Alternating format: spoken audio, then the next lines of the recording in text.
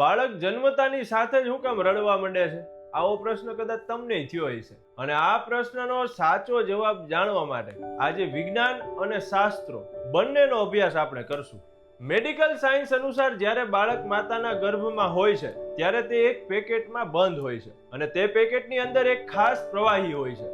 બાળકના ફેફસા તો બની જાય છે પરંતુ એ કામ નથી કરતા, કારણ કે તે સમયે બાળકને જીવવા માટે મોં અથવા તો નાક દ્વારા શ્વાસ લેવાની જરૂર નથી હોતી. તેથી આ પ્રવાહી બાળકના ફેફસામાં ભરાઈ જાય છે. જ્યારે બાળકનો જન્મ થાય છે ત્યારે આ પ્રવાહી જે તેને પેટમાં જીવંત રાખે છે તે બાળકના મૃત્યુનું કારણ પણ બની શકે છે. એટલે બાળકનો જન્મ થતાં જ તેને પગ પકડીને ઊંધું લટકાડવામાં આવે છે. આમ કરવાથી તેના ફેફસામાં ભરેલું પ્રવાહી બહાર આવે છે અને બાળક શ્વાસ લેવાનું શરૂ કરે છે. બાળકના ફેફસામાંથી પ્રવાહી નીકળતાની સાથે તે ઝડપથી શ્વાસ લેવાનું શરૂ કરે છે અને પછી તે રડવા લાગે છે.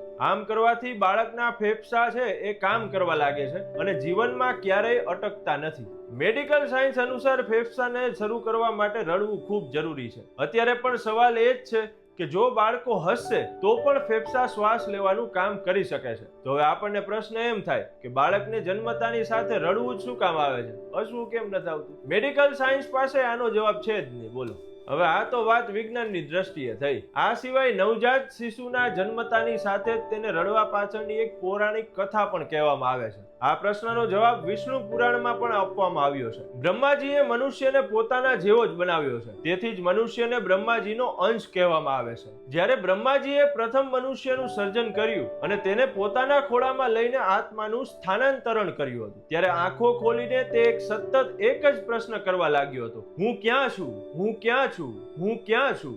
આત્મા પોતાના લોકમાં હતી અને અચાનક તે આત્માને જીવંત શરીર આપવામાં આવ્યું. તેનું સ્થાન બદલાયું. આ પ્રક્રિયા આત્મા સાથે સંબંધિત છે, તેથી તેને રોકી શકાતી નથી. બ્રહ્માજીએ વિચાર્યું કે જન્મ સમયે આ ઉચ્ચાર યોગ્ય નથી, તેથી બ્રહ્માજીએ બાળકના અવાજને નિયંત્રિત કર્યો. જો તમે ક્યારેય ધ્યાનથી સાંભળશો કે નવજાત શિશુ છે એ પહેલી વાર રડે છે, ત્યારે તમને બરાબર એ જ અવાજ સાંભળવા મળશે જે રીતે વિષ્ણુ પુરાણમાં ઉલ્લેખ છે. હતી ના જાણવા જેવી વાત. આવી રસપ્રદ માહિતી જાણવા માટે સબસ્ક્રાઇબ કરવાનું ભૂલતા નહીં. And also press the bell icon. ધન્યવાદ.